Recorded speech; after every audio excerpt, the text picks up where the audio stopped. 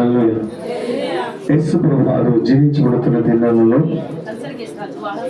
యేసయ్య సంచరిస్తున్న యొక్క దినాలలో 2000 సంవత్సరం ప్రభువారు ఈ భూమి మీద ఆయన జీవించిన యొక్క దినములలో చేసిన అద్భుతమైన విషయాలు ఏంటంటే, చాలా చూశాడు, చాలా ప్రాంతానికి వెళ్ళాడు, అనేక ప్రాంతాల్లో ప్రవేశిస్తూ ఉన్నాడు.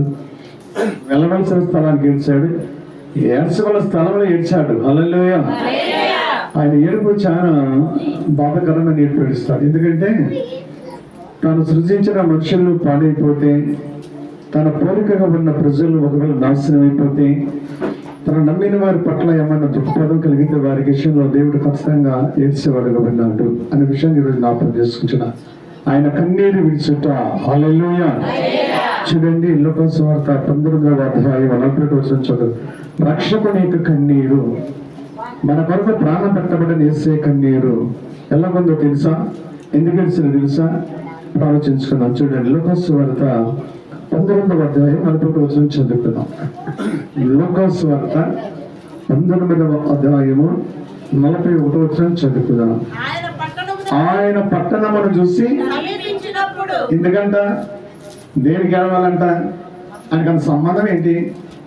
పాడైపోతే పట్టణం, ఆయన ఎందుకు ఏడవాలి? ఇప్పుడు బాగా వినండి, ఒక మనిషి పాడైపోతే మనం చూసి ఏడుస్తామా, అతని కోసం విమర్శిస్తాం. చూసారా?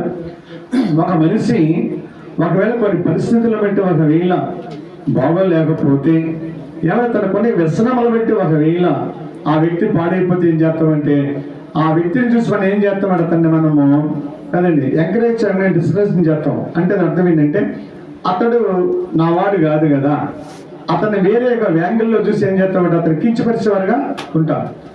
అంటే తను ఏడ్పించేవాడు ఉంటూ ఉన్నాం. యేసే హృదయం ఏంటో తెలుసా? ఆయన మనసు తెలుసా? ఎట్టి పరిస్థితుల్లోనైనా నీకైనా నాకైనా ఎవరికైనా సమస్యలు కలుగుని కృంగిపోతుంటన్నమాట. యేసు కూడా ఏడవబడును గాక. నువ్వు కాల్సిన కన్నీటిలో యేసు కన్నీటి బిందులు కూడా ఉంచబడును గాక.